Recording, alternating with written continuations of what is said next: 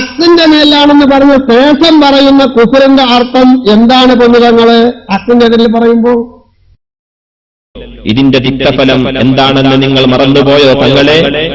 ഞങ്ങളല്ല, നിങ്ങളുടെ തന്നെ പൊന്മളക്കാരൻ അനുയായി നിങ്ങൾക്കത് പഠിപ്പിച്ചു തരുന്നു, കേട്ടോളൂ. ഉലമായിനെ നിന്ദിക്കുക, അവരെ അനാദരിക്കുക എന്ന് പറയുന്നത് സ്വന്തം മാതാപിതാക്കളെ വെറുപ്പിക്കുന്നതിനേക്കാൾ അപകടമാകുന്നു. കാരണം എന്താണ് വ്യത്യാസം? ഇവർക്ക് തൗബക്കുള്ള തൗഫീക്ക് വരെ ഇല്ലാതെയായിപ്പോവും. ഇവർക്ക് തൗബക്കുള്ള തൗഫീക്ക് വരെ ഇല്ലാതെയായിപ്പോവും. മാതാപിതാക്കളെ വെറുപ്പിക്കുന്നത് വലിയ കുറ്റമാണെങ്കിലും തൗബക്കുള്ള അവസ്ഥയും ചാൻസും പാടെ ഇല്ലാതെയായി പോകുന്നില്ല.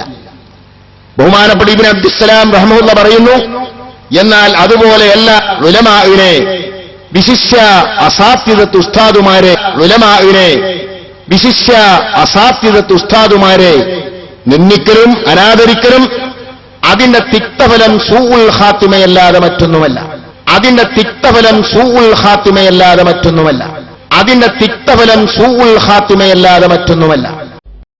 അപ്പോ കെ കാഫിർ എന്ന് വിളിച്ചതിന് ഉപഹാരമായിട്ട് താജുൽ ഉലമ പട്ടം നൽകി. അയാൾ ചോദിക്കാണ്, ഞാൻ പറഞ്ഞു എന്നിട്ട് എന്തേ? നിങ്ങൾ കത്തും കൊത്തും കുത്തൊക്കെ കൊണ്ടെന്നില്ലേ, ഞാൻ ഒലിച്ചു പോയോ? വെല്ലുവിളിക്കാണ് അയാള്. നോക്കണം നിങ്ങള്, ആരാ മുസ്ലിമീങ്ങളെ കാഫിറാക്കുന്നത്?